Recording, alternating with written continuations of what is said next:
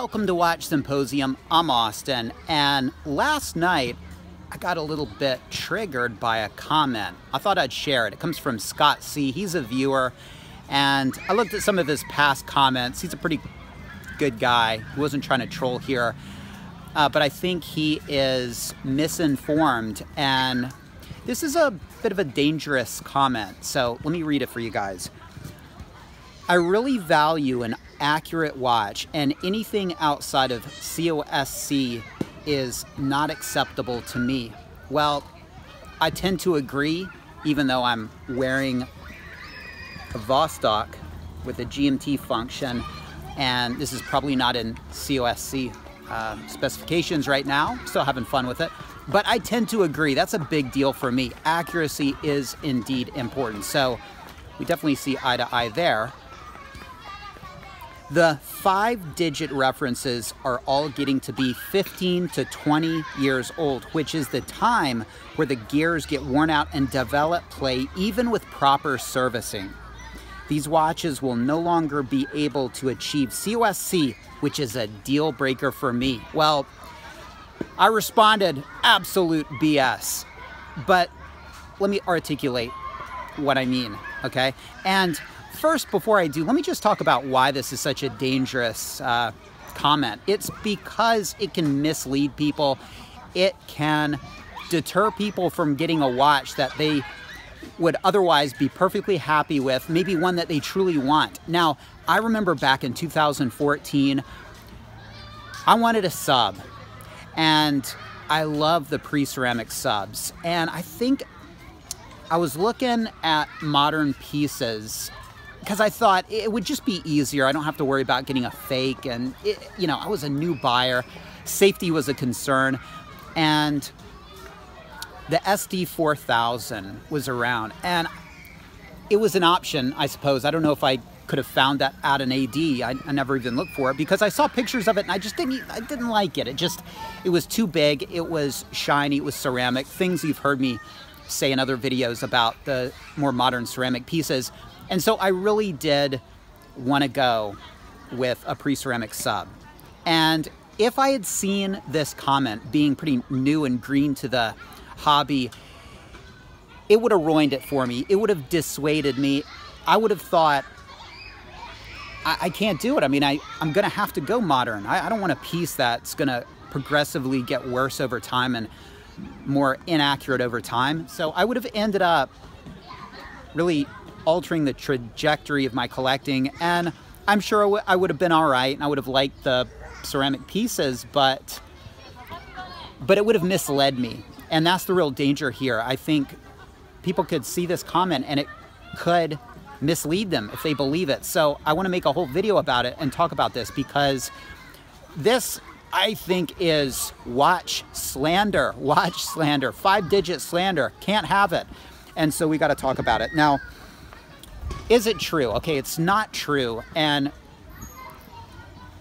he responded to my absolute BS comment with this. He says, I base that off a video Federico posted where his master watchmaker, Hans, said this. All right, well, Hans must not have a Rolex parts account, because when you take a watch, a 5-digit, to Rolex, they check all the parts and they replace the parts that need replacing. And look, if there were parts that couldn't be replaced, I'd say you've got an argument, but everything can be replaced. And so you can be sure that they're going to make sure that all the parts are up to spec. And if they're not, you're going to have the parts replaced and you'll be charged for them. But everybody will be happy because you're going to get a watch that is within COSC standards. Now, I've got a 1996 T-Serial 14060. It was serviced in 2014, and it keeps time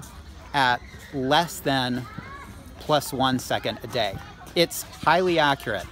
Now, as long as I can take it to RSC and have the parts replaced that need replacing, it's going to stay within COSC. So this is not a problem, all right? Now, for argument's sake, let's say we're talking about a watch where they're not servicing it anymore, okay? Well, in that case, Rolex will service the watch if it's still running, okay? But in that case, maybe parts are going to be an issue, and so that's when the argument comes into play. And this must be what Hans is talking about. You know, there's some 6694s that they'll service and they'll get running, and there are others that they'll service but they won't get running. They've got to be running when you bring it to them, and that's because I don't think they have the parts to get them running if they're not already running. All right, and so then there are pieces that I think they just won't service, really old pieces, and you're going to need to rely on a third-party watchmaker for that. Now, they can source parts. You're probably still good. What's the worst-case scenario? Well, a good watchmaker will be able to make or source an aftermarket part. That's what happened in Fukuoka when I had my grandfather's Hamilton serviced. Parts needed to be made. It was missing a hand. It was missing maybe even 2 hands. So he made parts for that watch and he got it running. And that would be able to be done with a Rolex watch. And that's sort of a worst case scenario. Now, is it gonna still be able to be put in COSC? Absolutely, absolutely. Now, you're gonna have aftermarket parts in your watch. That's not preferable, but it's better than having a watch, a Rolex watch, that doesn't run anymore. And sometimes you just have to do that. That's one of the liabilities of Rolex. They kind of pull the carpet out from under you when the watches get old. Respect to Patek Philippe that they always service any of their watches. Might cost you a ton of money to have parts made for it, but they will back their watches. And that's pretty important and pretty amazing and something to be respected, and something that honestly Rolex really should be shamed about, because essentially by them not doing it, it says our pieces have a shelf life, okay? So the argument is kind of true, but false, all right? If you see what I'm saying. I mean, if you want to have an all original piece with original parts, well, eventually, being a Rolex, it will age and this will come into play. But is this really applicable to 15 or 20-year-old 5-digit parts? No, it's not. I mean, those watches are young in the watch world, all right? And they've got a lot of life left, and there's still parts available. You can still have them serviced through RSC, not a problem. So this is not an argument that I think really needs to be brought up in regards to, you know, 5-digit versus a 6-digit. Now, I made an interesting video, link in the description, the Ship of Theseus, and it has to do with replacing parts one by one and the identity of the watch. And I suggest you watch that video. But it really is more applicable to really early, you know, 60, 70-year-old, 80, 90-year-old Rolex watches. And, you know, again, could you get them into COSC? Well, you know, again, it depends on your watchmaker. Now, let's just talk about the biggest factor when you're servicing your 5-digit or 6-digit. It really is the watchmaker that's doing it. And if it's at RSC, they can do a great job if they want, all right? And my sub came back the way I stated and hasn't changed in nearly 7 years. And my Explorer 2 came back within COSC, but it was +4. Now, here's the funny thing about that, which isn't so funny, but I guess it is in retrospect. Before I even had a chance to figure out the accuracy of that watch, I dropped it. Okay, all right, so it was +4 after that. I don't know if I made it +4 or if it was just +4. I suspect that the drop didn't do much to it, and it was actually +4, but I wasn't sure. I thought it was my fault. You know what I should have done? I should have said, screw it, I'm taking it back anyway. Because +4, it's good, but it's not quite good enough. And when I took my A serial GMT in, it came back +4 as well. Well, wasn't having it, because the difference between +4 and +1 is huge over a week or a month.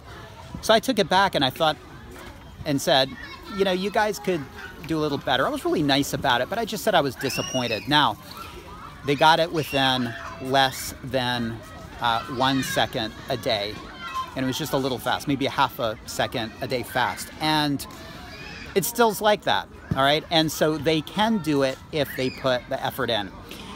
And I had a watchmaker that really got upset with me about me doing that because he said, you know, we put our heart and soul into these watches, and to have somebody bitch about something like that is just offensive. And I get that argument, but you're a Rolex watchmaker.